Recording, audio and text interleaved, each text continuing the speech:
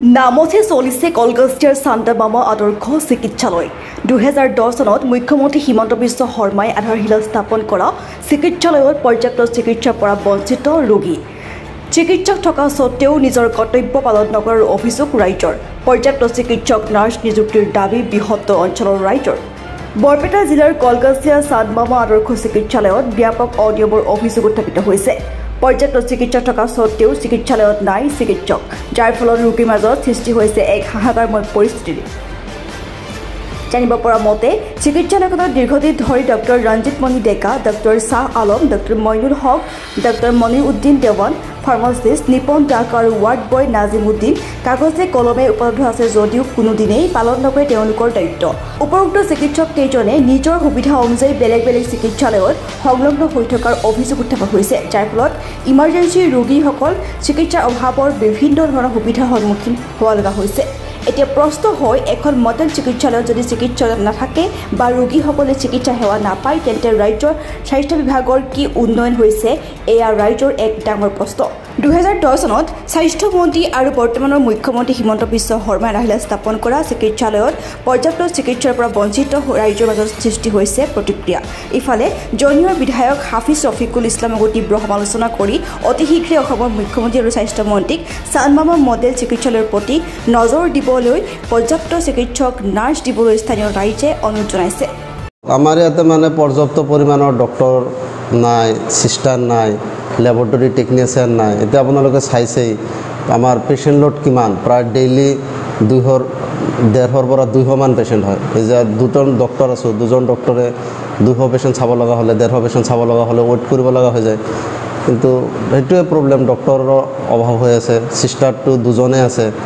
আৰু এজন laboratory technician তথাপি হি ডেট এণ্ড বাৰ্থৰ কাম চাব লগা হৈ আছে তো সেইকাৰণে পেশেন্টবিলাক মানে ইমান কনজেষ্টেড চাই আছে আৰু পেশেন্ট মানুহখিনি বহুত লেট কৰিব লগা হৈ আছে মানে বহুত লেট কৰিব লগা হৈ যায় প্ৰায় ডক্টৰক দেখাব খুজিলে 1 ঘণ্টামান লেট কৰিব লগা হৈ যায় গোটেই ষ্টাফখিনি তো মানে ষ্টাফ পোষ্টেড হয় এজন আমাৰ পিজি পঢ়িব গৈছে আৰু দুজন সিনিয়ৰ মেডিকেল অফিচাৰ কলকাতাত এটাচ হৈ আছে আৰু আমাৰ যিজন ডেপুটি সুপাৰিনটেণ্ডেণ্ট হয় তেখেতকো গুৱাহাটী ক'বাত এটাচ হৈ আছে আৰু আমাৰ আয়ুৰ্বেদিক ডক্টৰ এজন আছে তেখেতকো এটাচ হৈ আছে তো মেক্সিমাম ডক্টৰখিনি মানে এটাচমেণ্ট হৈ বেলেগ ঠাইত আছে সেইকাৰণে প্ৰবলেম হৈ আছে আৰু আমাৰ সিস্টাৰৰ অভাৱ হৈ আছে ল্যাবৰেটৰী টেকনিচিয়ানৰ অভাৱ হৈ আছে আৰু আপোনাৰ মেইনলি এইখিনি আপোনাৰ ডক্টৰ সিস্টাৰ আৰু ল্যাবৰেটৰী টেকনিচিয়ান দিলে মানে মিনিমামখিনি দিলে ভালকৈ চলাব পৰা যাব আৰু গাইনী ডক্টৰ সেইখিনিতো আছে আপোনাৰ ধৰক গাইনী ডক্টৰ লাগে মেডিচিন লাগে তাৰপিছত আপোনাৰ পেডিয়াট্ৰিচিয়ান এজন লাগে সেইখিনিতো আছেই সেইখিনি গাইনী ডক্টৰতো বহুত ধৰক আমাৰ মোৰ সেক্টৰত প্ৰায় 600 মান প্ৰেগনেণ্ট ওমেন ৰাইট নাও আছে এতিয়াও আছে তো এজন গাইনী ডক্টৰ হ'লে তো আমাৰ বহুত হয় সেইটো অভাৱ ইয়াতে টোটেল 8জন ডক্টৰ পোষ্টেড হয়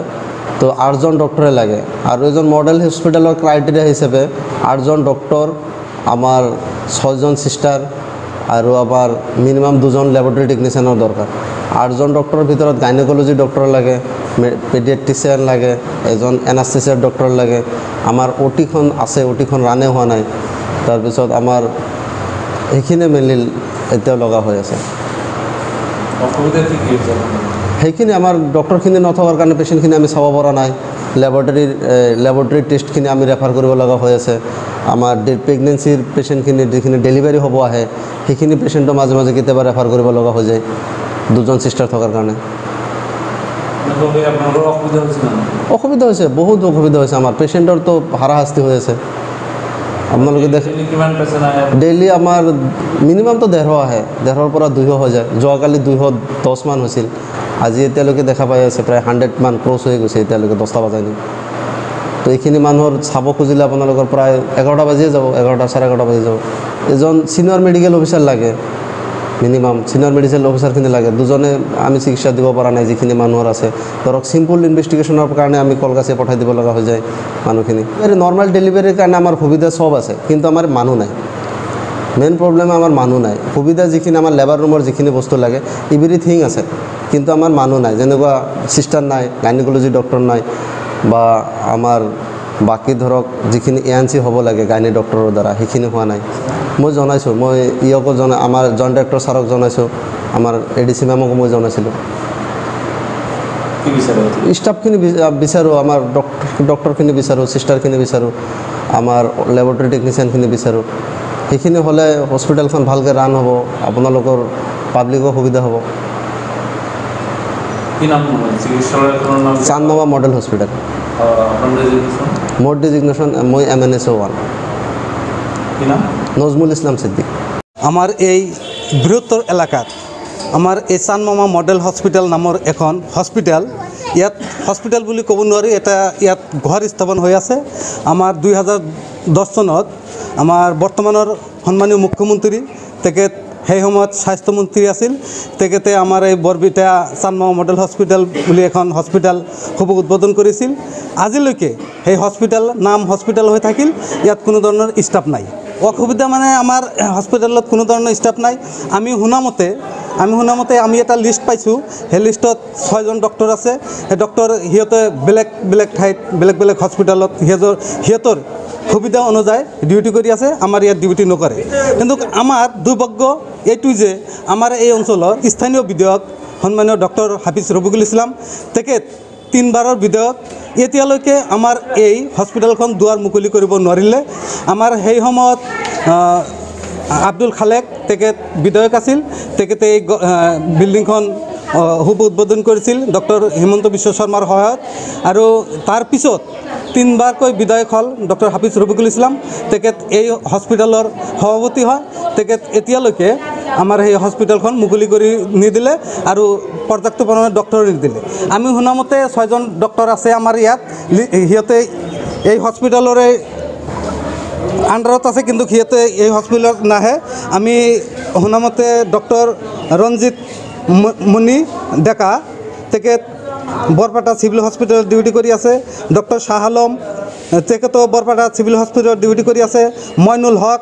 ডক্টৰ মনিৰ উদ্দিন দেৱান, নিপন দাস, নিজামুদ্দিন, তেখেতো বেলেগ হস্পিটেলত ডিউটি কৰি আছে। আমি এইটো ক'বলৈ বাধ্য হৈছোঁ যে আমাৰ বিধায়কজনে এই ডক্টৰ কেইটাৰ পৰা মোটা এমাউণ্ট লৈ সিহঁতক বেলেগ হস্পিটেলত ডিউটি কৰিবলৈ দিছে। নহ'লে যদি সিহঁতৰ লগত নিমিলিহেঁতেন, সিহঁতক প্ৰেছাৰ কেছ কৰিলেহেঁতেন আৰু সিহঁতে আমাৰ হস্পিটেল ডিউটি কৰিবলৈ বাধ্য হ'লহেঁতেন। বিশেষকৈ আমাৰ এই গাঁৱলীয়া অঞ্চল ডেলিভাৰী পেচেণ্ট আহিলে সিহঁতে ভাবে যে মডেল হস্পিটেল, ইয়াত পৰ্যাপ্ত মানে ডক্টৰ আছে। যেতিয়া ইয়াত আহে নৰ্মেল ডেলিভাৰী কৰাত ইহঁতে হাউচ নাপায়, মানে ইয়াত সেনেকুৱা নাৰ্ছ নাই, অভিজ্ঞতা থকা নাৰ্ছ নাই আৰু গাইনৰ ডক্টৰ নাই। গতিকে ইয়াত অহাৰ পিছত তেতিয়া আকৌ আমাৰ বৰপেটা নাইবা কলগাছিয়া হস্পিটেললৈ এফাৰ কৰিব লাগে। ইতিমধ্যে আমাৰ সন্মানীয় মুখ্যমন্ত্ৰী ডক্টৰ হিমন্ত বিশ্ব শৰ্মা, তেখেতক আমি এই অঞ্চলৰ ৰাইজৰ হৈ অনুৰোধ জনাইছোঁ যাতে আমাৰ এই হস্পিটেলখন অতি সোনকালে মুকলি কৰি দিয়ে আৰু পৰ্যাপ্ত পৰিমাণে ষ্টাফ দিয়ে। এইটো বহুত আগৰ কথা। তেতিয়াৰ স্বাস্থ্যমন্ত্ৰী, আজিৰ মুখ্যমন্ত্ৰী ডক্টৰ হিমন্ত বিশ্ব শৰ্মা যেতিয়া অসমৰ স্বাস্থ্যমন্ত্ৰী আছিলে 2010 চনত চান্দমামা মডেল হস্পিটেল এখন স্থাপন কৰিছিলে, এইখন যিখন মডেল হস্পিটেল। কিন্তু আজি 2024 চন, আজিও এই হস্পিটেলখন মডেল হস্পিটেল ৰূপে আমি পৰিলক্ষিত দেখা নাই। কাৰণ ইয়াতে ডক্টৰ আছে, যদিও ডক্টৰ আছে, ডক্টৰবিলাক বেলেগ এটা ঠাইত এটেচমেণ্ট কৰি দিয়া হৈছে। এই হস্পিটেল বহুত ডাঙৰ এটা এৰিয়ালৈ এইখন এটা হস্পিটেল, বৃহত্তৰ এলেকা মিলি। কিন্তু ইয়াত আৰু বেলেগ ঠাইত কোনো হস্পিটেল নাই, একেবাৰে সেই কলগাছিয়াত এখন হস্পিটেল। এই বৃহত্তৰ এলেকা মিলি যিখন এখন মডেল হস্পিটেল দিয়া হৈছিলে, এইখন কেৱল মাত্ৰ নামতহে মডেল হস্পিটেল দিয়া হৈছিলে। যিবিলাক ডক্টৰক ইয়াত দিয়া হৈছে, সেই ডক্টৰবিলাক বেলেগ এটা ঠাইত এপইণ্ট কৰা হৈছে, সিহঁতে বেলেগ এটা ঠাইত এটেচমেণ্ট হিচাপে কৰ্মৰত হৈ আছে। ইয়াতে এইখন হস্পিটেলৰ পৰিচালনা সমিতিৰ সভাপতি হিচাপে দায়িত্বত আছে বৰ্তমানৰ জনীয়া সমষ্টিৰ বিধায়ক ডক্টৰ হাফিজ ৰফিকুল ইছলাম। তেখেতক আমি ধিক্কাৰ জনাইছোঁ। তেখেত এইখন হস্পিটেলৰ পৰিচালনা সমিতিৰ সভাপতি হিচাপে থকাৰ পিছতো এইখন হস্পিটেল আজিও সুচল হিচাপে চলা নাই আৰু ডক্টৰবিলাক বেলেগ এটা ঠাইত এটেচমেণ্ট হৈ আছে। আমি খুব লাজ পাইছোঁ, খুব দুখৰ বিষয়। এজন বিধায়কে সভাপতি হিচাপে থকাৰ পিছতো এইখন হস্পিটেল কিয় চলি উঠা নাই? ইয়াতে নিশ্চিতভাৱে তেখেতৰ লাভালাভ আছে, নহ'লে তেখেত কিয় কাণসাৰ ইয়াত দিয়া নাই? আমি বাৰম্বাৰ তেখেতক অনুৰোধ জনাইছোঁ, এইখন হস্পিটেলত ডক্টৰ দিব লাগে, অলপ উন্নতমানৰ চিকিৎসা আমি ইয়াত পাব লাগে। ইয়াত কিবা এটা প্ৰব্লেম হ'লে, জটিল ৰোগ হ'লে আমি ইয়াৰ পৰা বৰপেটালৈ যাব লাগে। ইয়াৰ পৰা বৰপেটা 35 কিলোমিটাৰ দূৰত্ব। কেতিয়াবা কিছুমান ৰোগী এম্বুলেন্সতো মৃত্যু হ'বলগীয়া হয়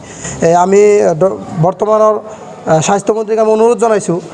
এইখন হস্পিটাল সুচাৰুৰূপে চলাৰ বাবে যিকেইজন ডক্টৰ লাগে আৰু যিকেইজন ডক্টৰ ইয়াত আছে বৰ্তমান এপইণ্ট আছে ডক্টৰ আৰু নাৰ্ছবিলাক সেইবিলাক আমি এইখন হস্পিটালত অতি সোনকালে আমি বিচাৰিছোঁ এই অঞ্চলৰ ৰাইজ হিচাপে পৰ্যাপ্ত ষ্টাফ বুলি ক'লে ইয়াতে আচলতে একো নাই এইখন